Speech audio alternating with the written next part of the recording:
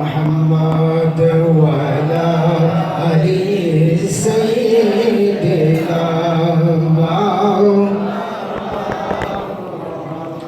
की मोहम्मद से वफा तूने तो हम तेरे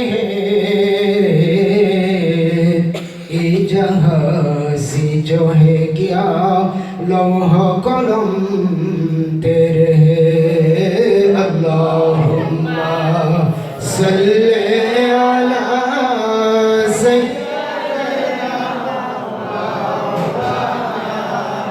मोहम्मद वाला सय्यिदिना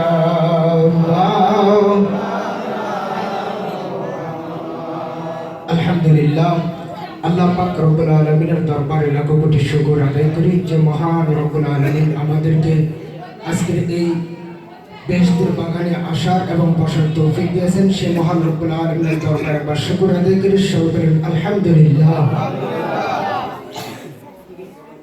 আমার পূর্ববর্তী বক্তা হযরত মাওলানা ফরহাদ হোসেন এবং মাওলানা ইব্রাহিম খলিল সাহেব আলোচনা করেছেন, নবীর উপর দুরূদ শরীফ পড়েছেন, আমিও পড়েছি। নবীর উপর দুরূদ শরীফ পড়ে আমরা খুশি না বেজার? আর একটু জোরে বলি, খুশি না বেজার? আমার বড় ভাই মাওলানা রিজওয়ান ভাই উনি বলেছেন জিক্রুল আম্বিয়া মিনাল ইবাদত ওয়া জিক্রুস সলিহিন মিনাল কাফারা, যে যেই মজলিসের মধ্যে আল্লাহর নবীদের আলোচনা করা হয় এবং যে মজলিসের মধ্যে আউলিয়া কেরামের জিকির করা হয়, এই দুটোটা জিকির উম্মতের জন্য গুনাহের কাফারা এবং তার ইবাদত হয়ে যাবে। সুবহানাল্লাহ। আজকের এই মাহফিল একজন আল্লাহর ওলিকে স্মরণ করে এই মাহফিল সাজানো হয়েছে, ঠিক কিনা? তা আমি বিশেষ করে শুধু একটা ঘটনা বলবো, কারণ আমার দুনো ভাই পর্যাপ্ত কথা বলেছেন, আমি বেশি কথা বলবো না। একজন আল্লাহর ওলি যার নাম হচ্ছে হযরত হাসান বসরি রাদিয়াল্লাহু তাআলা আনহু, নাম শুনছেন?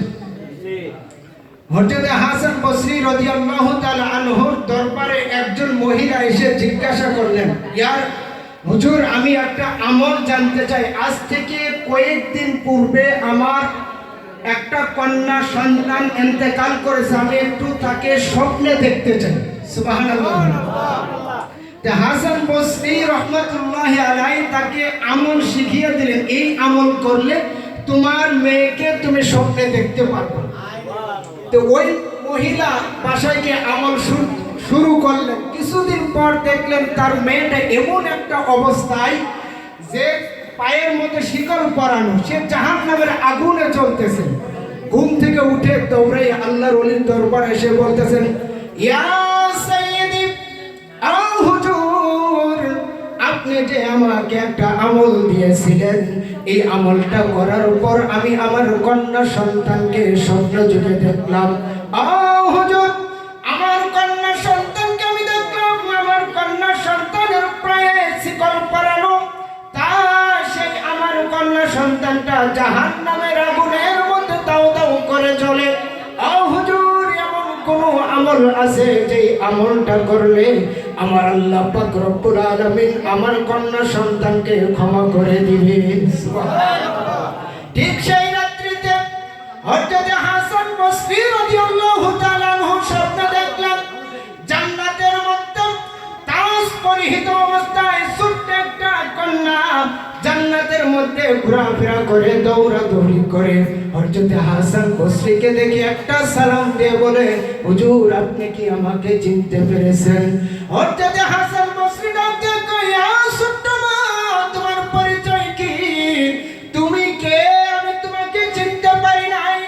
ওই ছোট্ট মেয়েটা ডাকতে কয়, হুজুর, গতকালকে যেই মহিলাটা আপনার দরবারে এসে আমার সম্পর্কে জানতে চেয়েছিল, হুজুর একটা আমল দেন, আমার কন্যা সন্তানকে যেন আমি স্বপ্ন যুগে দেখতে পারি। ও হুজুর, আমি সেই মহিলার সন্তান। হযরত হাসান বসরি রাদিয়াল্লাহু তাআলা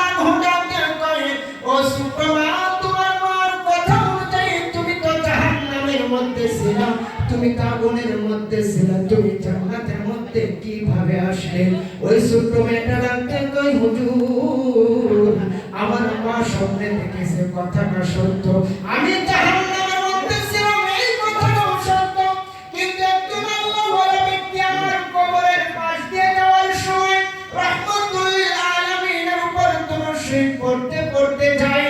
ও হাসান বসরি, আমার আল্লাহ পাক রব্বুল আলামিন ওই ব্যক্তিরা ওই আল্লাহওয়ালা জবানের মুখ থেকে যেই দুরূদ শরীফটা বাহির হয়েছিল, ওই দুরূদ শরীফ বরকতে আমাদের কবরবাসী 560 জন কবরবাসীকে আমার আল্লাহ ক্ষমা করে দিয়েছে। আজকের এই মজলিসের মধ্যে যেই নবীকে অনুসরণ করে আমরা দুরূদ শরীফ পড়লাম, যেই নবীকে আমরা স্মরণ করে দুরূদ শরীফ পড়লাম, এতে আমাদের লাভ হয়েছে না ক্ষতি হয়েছে? আরেকটু জোরে বলেন। এই মজলিসের মধ্যে আল্লাহর ওলিদের নাম নেওয়া হচ্ছে, এই মজলিসের মধ্যে আল্লাহ ওয়ালাদের জিকির করা হচ্ছে, হিলিয়াতুল আউলিয়ার মধ্যে আছে যিকরুস সালিহিন তুনাজ্জালুর রাহমা। যেই মজলিসের মধ্যে আল্লাহর ওলিদের জিকির করা হয়, যেই মজলিসের মধ্যে আল্লাহর ওলিদেরকে স্মরণ করা হয়, সেই মজলিসের মধ্যে আমার আল্লাহ পাক রহমত নাযিল করতে থাকে। সুবহানাল্লাহ।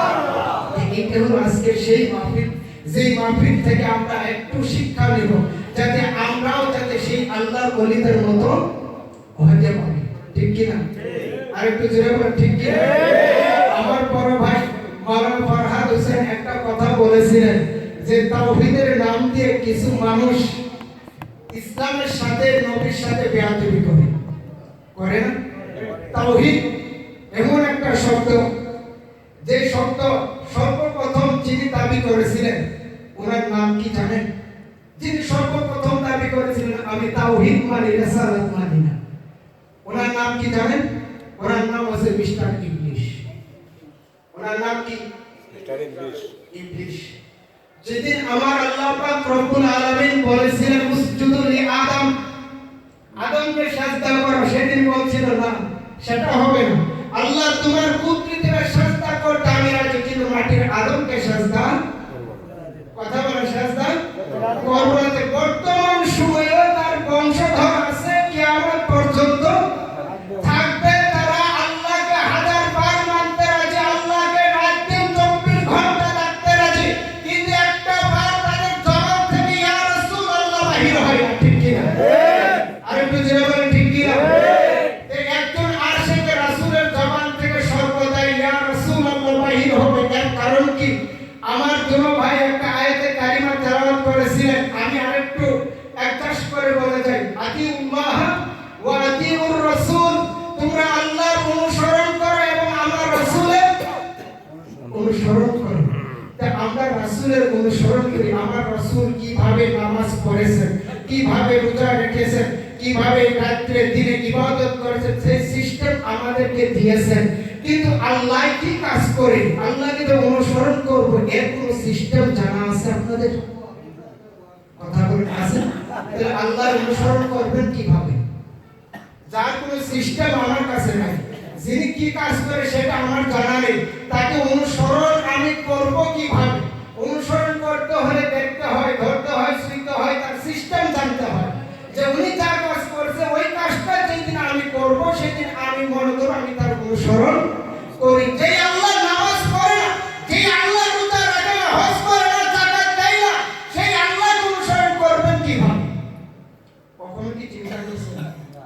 আমার আল্লাহ পাক রব্বুল আলামিন সূরা নাসর মধ্যে সুন্দর করে বলেছেন যে আমার রাসূলের অনুসরণটাই আমি আল্লাহ অনুসরণ। যদি তোমরা আমার রাসূলকে মানো, সেটাই আমি আল্লাহকে মানা হয়ে যাবে। আমার রাসূলের ইতাআত করলে আমি আল্লাহর ইতাআত করা হয়ে যাবে। সেই মানুষগুলো এখন পর্যন্ত ইয়া রাসূলুল্লাহ বলতে চায় না, এরা কি আজ পর্যন্ত নবীর উম্মত হতে পেরেছে? না। কথা হতে পেরেছে? না, হতে পারে নাই। এই জন্য বিভ্রান্তি হওয়ার কোনো প্রয়োজন নেই। ভাববেন যে আপনার মতো একজন হুজুর সে কোরআন থেকে বলে, আমার মতো একজন হুজুর হাদিস থেকে বলে, যে ওনারা কি মিথ্যা বলে? সাধারণ মানুষের একটা প্রশ্ন আসে, কিন্তু আল্লাহ পাক রব্বুল আলামিন মানুষ দুই রকম বানাইছে। কয় রকম? দুই রকম। একটা জান্নাতি আর একটা জাহান্নামী। আল্লাহ পাক রব্বুল আলামিন কুরআনুল কারীমের মধ্যে বলেন ওয়ালাকাদ জারাবনা লিজাহান্নাম কাসীরাম মিনাল জিন্নি ওয়াল ইনস লাহুম কুলুবুন লা ইয়াফকাহুনা বিহা ওয়া লাহুম আযানুন লা ইয়াসমাউনা বিহা ওয়া লাহুম আ'য়ুনুন লা ইবসিরুনা বিহা। আমার আল্লাহ পাক রব্বুল আলামিন কয় আমি সেই বান্দাদেরকে জাহান্নামে দেওয়ার জন্য বানাইছি, তাদের অন্তর আছে, অন্তর দ্বারা আমি আল্লাহকে আমার রাসূলকে তার উপলব্ধি করতে পারবে না। তাদেরকে আমি চক্ষু দিয়েছি, চক্ষু দ্বারা তারা হাদিস পড়বে, কোরআন পড়বে, তবু আমার রাসূলকে তারা চিনবে না। তাদের আরেকটা পরিচয় উলাইকা কাল আনআমি বাল হুম আদল, ওই সমস্ত মানুষগুলো চার পায়ে জন্তুর চেয়েও নিকৃষ্ট, চার পায়ে জন্তুর চেয়েও নিকৃষ্ট। সূরাতে মানুষ থাকে সমস্যা কি, কিন্তু তার আখলাক তার সবকিছু হলো চার পায়ে জন্তুর চেয়েও নিকৃষ্ট। একজন আল্লাহর ওলিকে, একজন আল্লাহর ওলির মাজারকে চার পায়ে জন্তু চিনে না। আমি অনেকবার দেখেছি যে বনের সিংহ আল্লাহর ওলিদের মাজারে আসে, আরেক দিক থেকে মানুষ ঢুকে, কিন্তু সিংহ হিংস্র হওয়া সত্ত্বেও মানুষের উপর আঘাত করে না। আল্লাহর ওলিদের মাজার জিয়ারত করে তারা আরেক দিক থেকে চলে যায়।